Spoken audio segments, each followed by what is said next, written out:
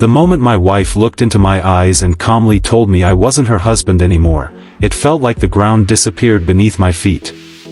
22 years of love, sacrifice, and dreams collapsed in a single sentence. But what happened next shocked everyone. Instead of begging, arguing, or chasing after her, I quietly walked to the security office of my $10 million estate and gave one simple order that changed all of our lives forever. Sometimes the strongest response isn't revenge, it's knowing your worth when the people closest to you forget it. Before we begin, if you believe kindness, forgiveness, and second chances can change lives, please like this video, comment where you're watching from, share it with someone who needs hope today, and subscribe to Heartline Stories for more emotional stories that stay with you long after they end. The morning had started like any other bright spring day. The sunlight poured across the marble floors of the estate that had taken me more than 25 years to build. Every tree in the garden had been planted with care. Every stone in the driveway reminded me of the long nights I had spent working while everyone else slept. I wasn't born into wealth. I grew up in a small town where success was only a dream, and every dollar I earned carried the memory of hard work. By the time I turned 53, I had built a respected construction company, created hundreds of jobs, and provided my family with a life beyond anything I had ever imagined. My wife, Serena, had been beside me during the early years when life was difficult.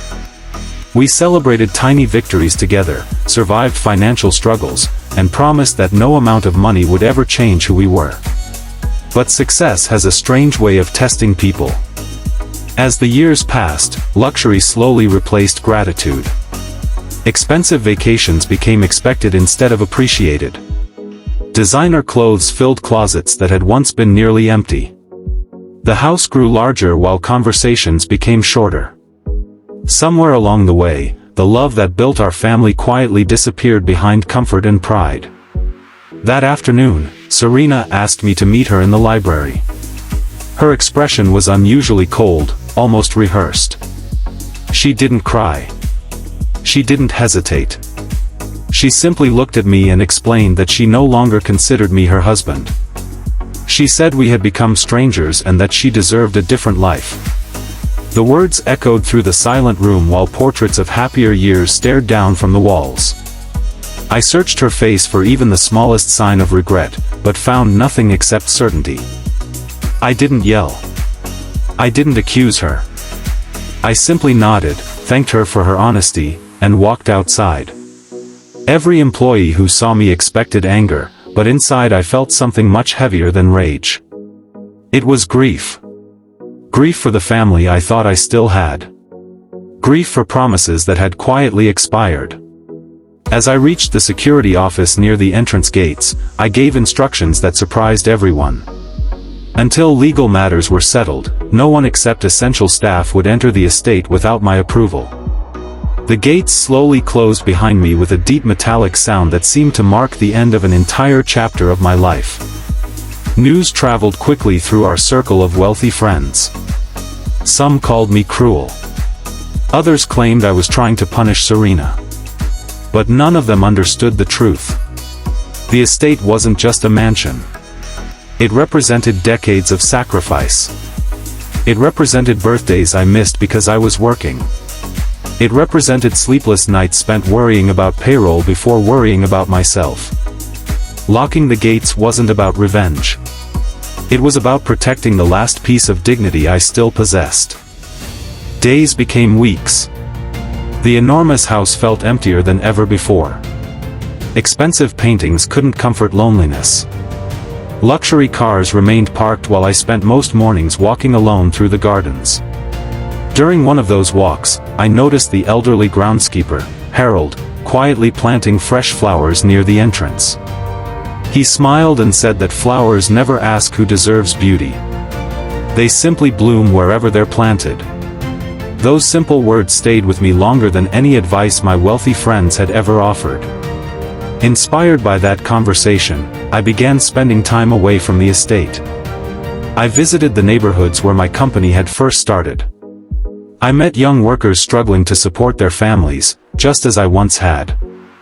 I quietly funded scholarships for students who couldn't afford college. I helped renovate abandoned community centers. For the first time in years, my wealth wasn't measuring my success.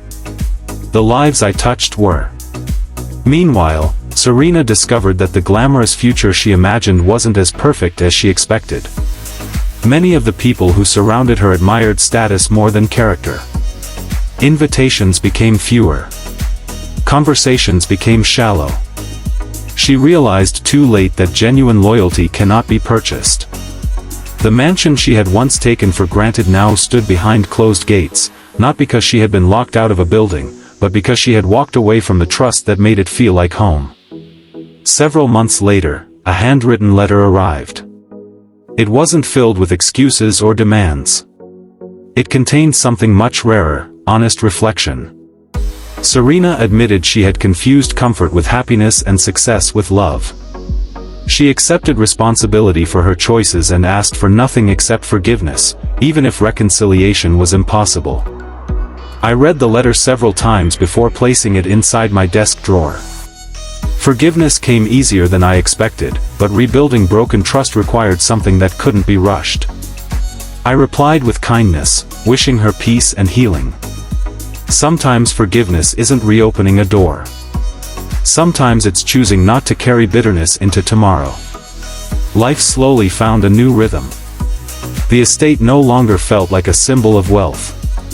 It became a place where charity events were hosted, young entrepreneurs received mentorship, and families gathered for community celebrations. The gates that had once closed in heartbreak eventually opened again, but this time for people whose gratitude filled the home with genuine warmth instead of empty luxury. Looking back, I realized the most valuable thing I had ever owned wasn't the mansion, the business, or the millions in my bank account. It was the ability to remain compassionate after being deeply hurt. Pain could have made me bitter, but instead it reminded me that true success is measured by the lives we lift, not the possessions we protect. If this story has touched your heart even a little, please take a moment to like this video, leave a heartfelt comment, share it with someone who may need encouragement today, and subscribe to Heartline Stories so we can continue sharing stories that remind us all that hope is never truly lost. Special request, comment below, true wealth begins with a kind heart. As the evening sun settled behind the hills, its golden light reflected across the gates that had once closed on heartbreak but now opened toward healing. I finally understood that losing someone who no longer valued your heart isn't the end of your story. Sometimes it is the beginning of discovering your true purpose.